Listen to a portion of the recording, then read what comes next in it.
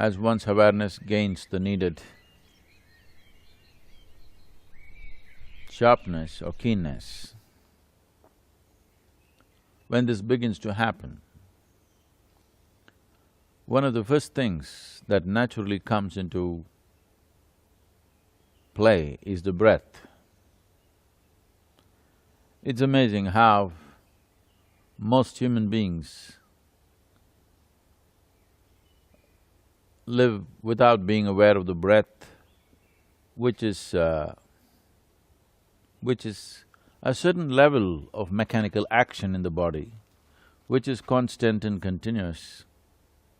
It's truly amazing how so many people can live without being conscious of it. But once awareness begins to gain a certain sharpness or keenness, this is the first thing that becomes an amazing process, and no wonder breath watching, as it's known today, is probably the most practiced form of meditation. It is so basic and simple, but it comes so easy and naturally to people that it does not need any preparation. If one becomes a little conscious, naturally breath will be in the awareness. Probably this happened to me when I was 6, 7 years of age, when I started just enjoying the breath, the movement of my little chest and belly in those days, how the stomach and the chest moved in rhythm constantly. I must have spent hours and hours just noticing that. It kept me interested and engaged. It's much later that even the idea of meditation entered my life, but just the simple rhythm that's going on endlessly, and you cannot ignore if you're a bit conscious. So here's a poem for the breath, the beauty of the breath and the possibility of the breath. This is titled as Divine Hand.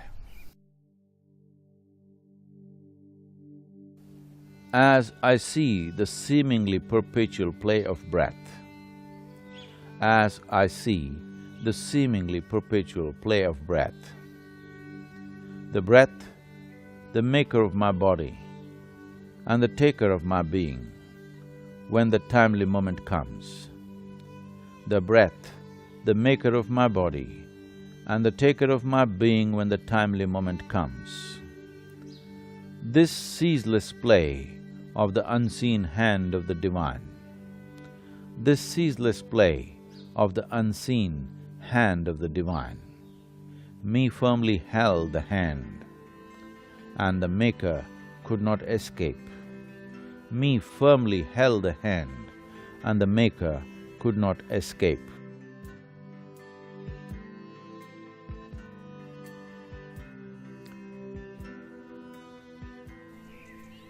There is… I'm sure most of you have heard this chant, which… the Bhaja Govindam chant, where we're talking about how Nischala Tattvam Jivan Muktihi.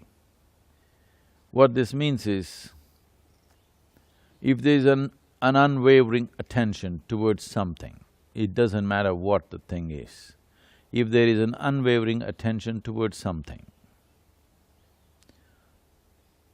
then the liberation, the possibility of freedom cannot be denied to that one. Or in other words, the essential problem of human situation is a certain lack of attention. If the necessary attention is there, if the keenness of the attention and the intensity of the attention is substantial, you can open just about any door in this universe. How keen is your attention? Or how intense, how much energy behind your attention? This is all that determines this. In this context, breath is a beautiful device because it is constantly on as long as we're alive, as long as we're embodied. Breath is on, and it's inevitable that you have to notice it. Probably most people notice it only when their body goes into a spasm of excessive breath. Normal breath, most people are missing it. This is not because they are not breathing, this is because they have a serious attention issue. These days, people are even carrying their attention deficiencies like some kind of a qualification. Just bringing this attention back into your lives and particularly into the life of our children is most important, because ultimately, whether it's spiritual or material, the world yields to you only to the extent you're willing